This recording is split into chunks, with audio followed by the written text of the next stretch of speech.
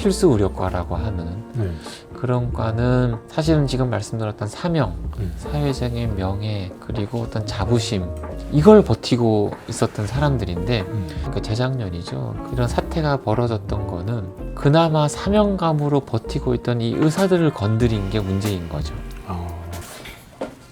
시간 내주셔서 감사합니다. 별 말씀을요. 간단하게 소개 한 번만 네. 부탁드릴게요.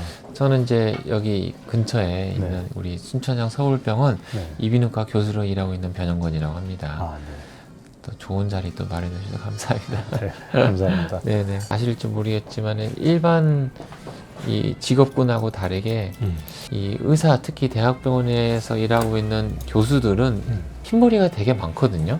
맞아요. 제 손님들 의사분들 일부러 염색 안 하세요. 네네. 우리 보통 이제 일반 뭐 사무실 나가는 이제 직장인들 생각해 보면 자기보다 상사가 있는데 상사는 머리가 검은데 아래 부하 직원이 머리가 하얗면은 그거 조금 사회적으로 모양새가 조금 부적절하다 그래서 염색을 많이 하잖아요. 우리나라만 그러죠. 그런 약간 분위기가 있잖아요. 근데 대학병원 교수들은 그게 유일하게 좀 예외인 분위기예요. 왜냐면 환자 입장에서는 흰머리가 하나라도 더 많아야 이제 왠지 좀 신뢰감 형성을 해주거든요.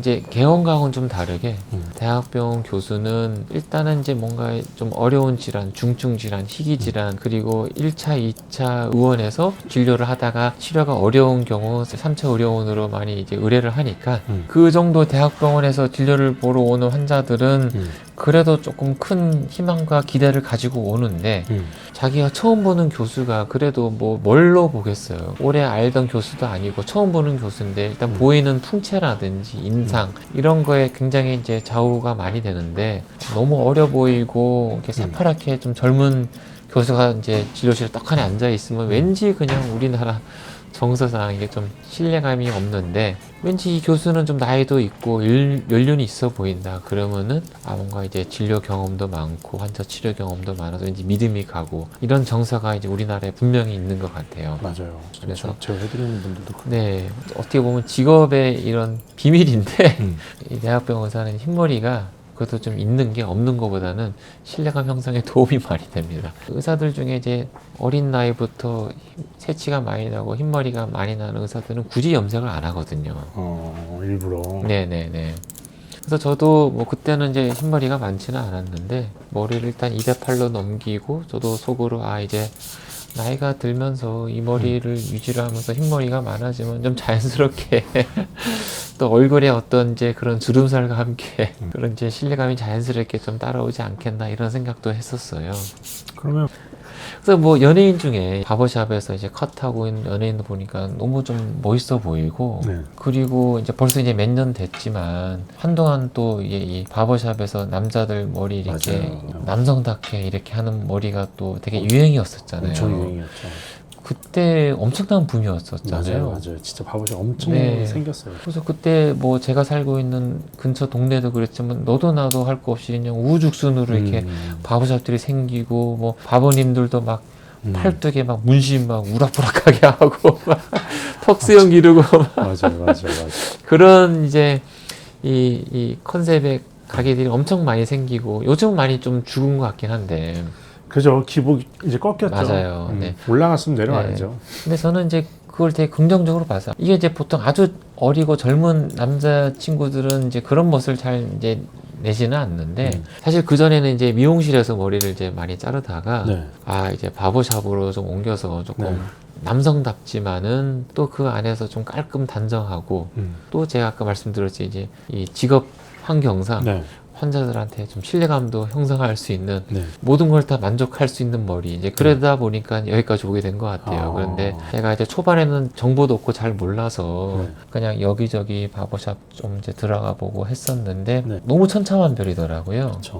근데 저한테는 굉장히 좀 행운이고 복이었는데 제가 이제 2019년도에 여기 이제 순천향병원에 이제 근무를 시작을 하고 여기가 또 한남동이니까 저도 생각했어요. 그냥 여기 어차피 병원도 이제 근무를 여기 옮겨서 시작을 했는데 분명히 여기 한남동에도 남자의 멋을 충분히 좀 내면서 좀 트렌드도 놓치지 않고 깔끔한 이런 멋을 낼 수 있는 바버샵이 분명히 있을 것 같아서 많이 찾고 했었는데 여기 딱 들어와서 이제 바버님을 그래서 그래서 처음 뵙게 된 거죠. 근데 그러다 보니까 이제 벌써 지금 말씀하신 것처럼 5년, 6년이 됐습니다. 제가 올해 9년 차거든요. 뭐 다른 얘기 필요 없을 것 같아요. 제가 이제 여기저기 찾다가 여기 처음 왔는데 쭉 여기서 지내고 있다. 이제 그것만으로도 진짜로. 제가 볼 때는 굳이 뭐 이렇게 낯간지럽게 홍보를 하지 않아도 뭐 그 한마디만으로도 증명이 되지 않나. 요즘에 하도 AI 하잖아요. 네, 네. 사실 저는 제가 하는 일에 뭐 프로그램이나 여러 네. 가지 뭐 상담할 때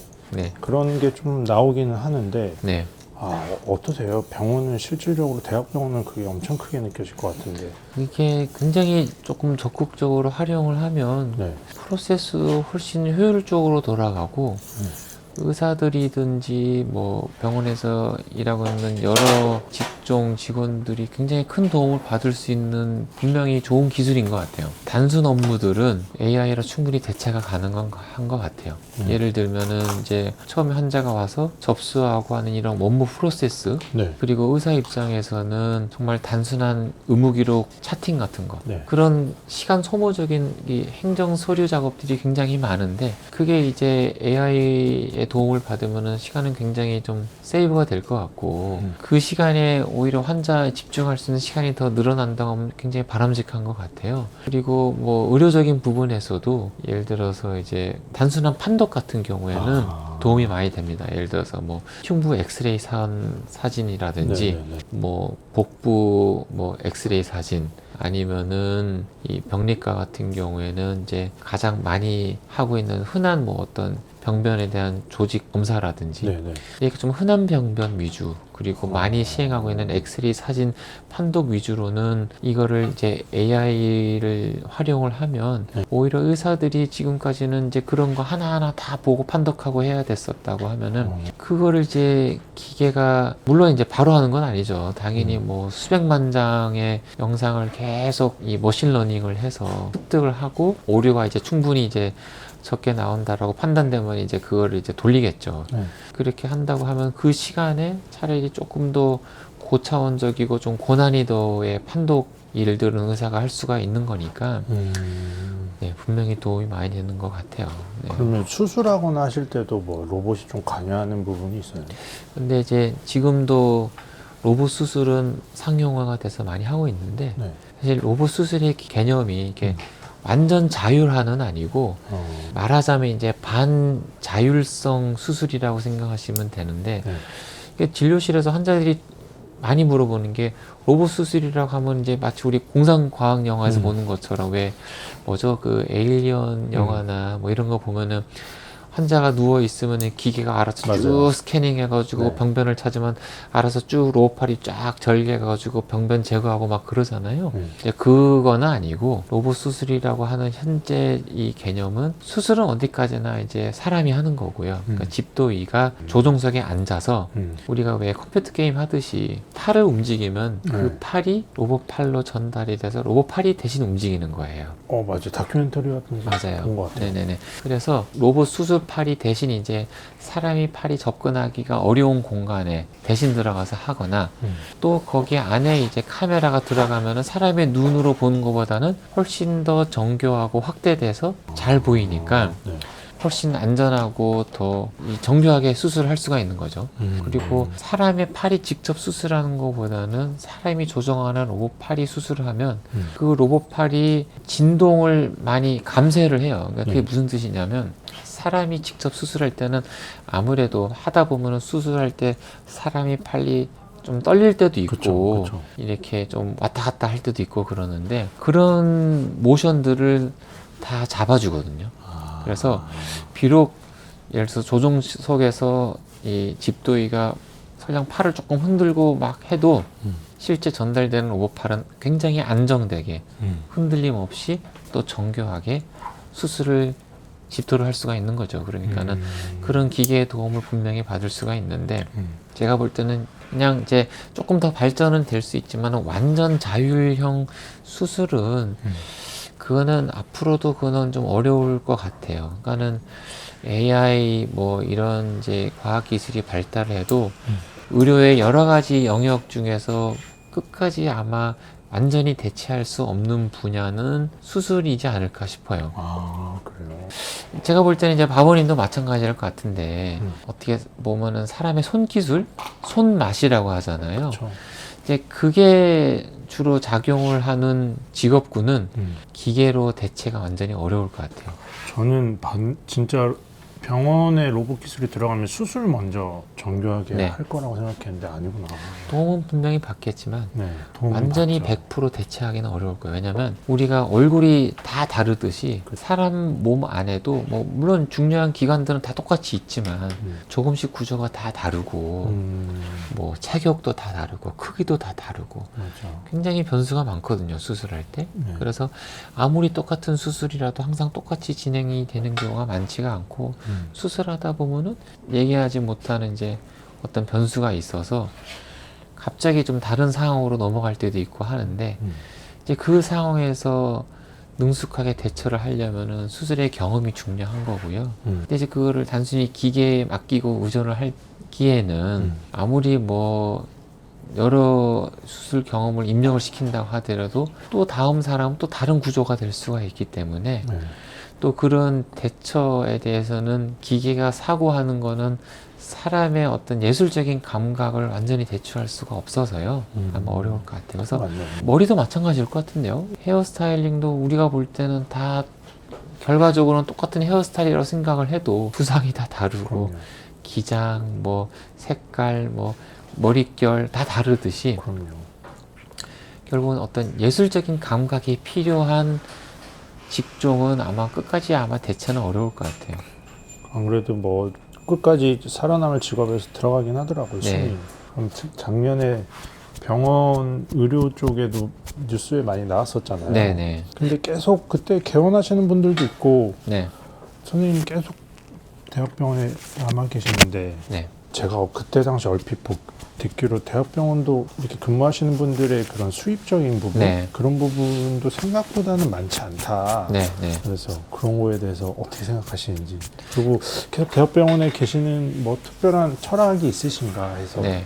의사가 제가 볼 때는 크게 두 부류인 것 같아요. 그러니까 이제 뭐 다르게 분류를 할 수도 있겠지만 의사를 하고자 하는 사람들은 크게 두 부류인 것 같아요.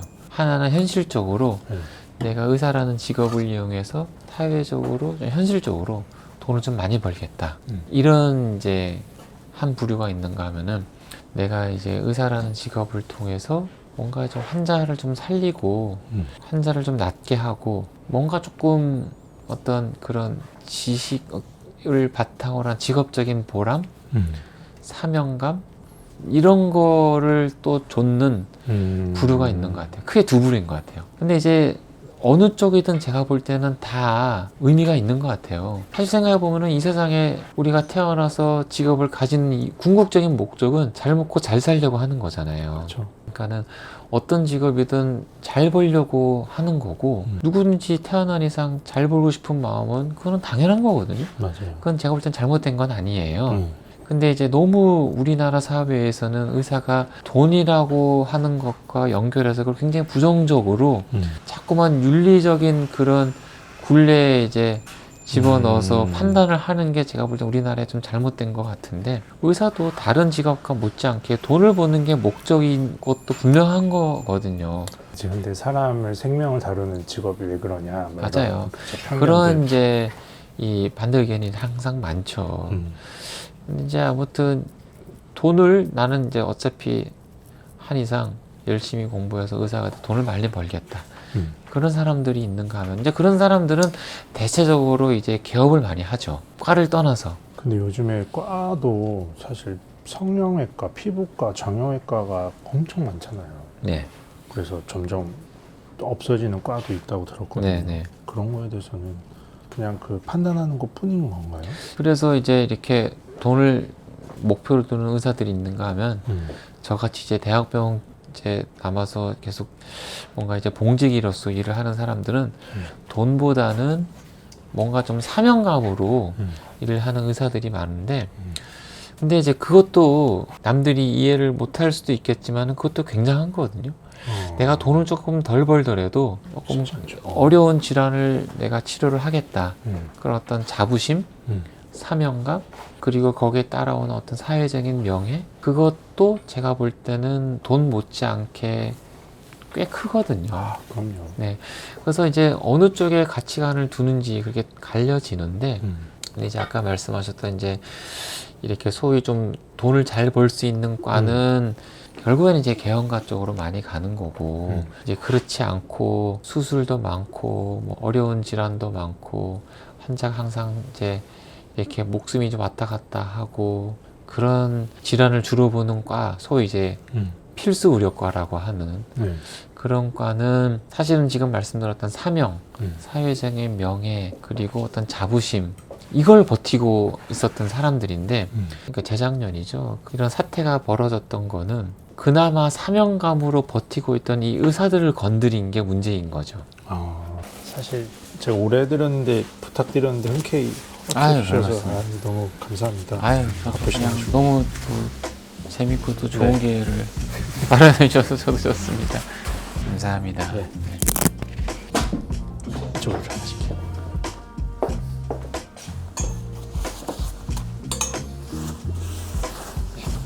가방 드릴게요.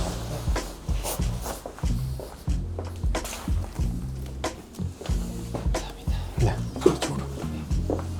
고맙습니다. 아유, 감사합니다. 네. 아유, 오늘 너무 고생 많으셨어요. 네.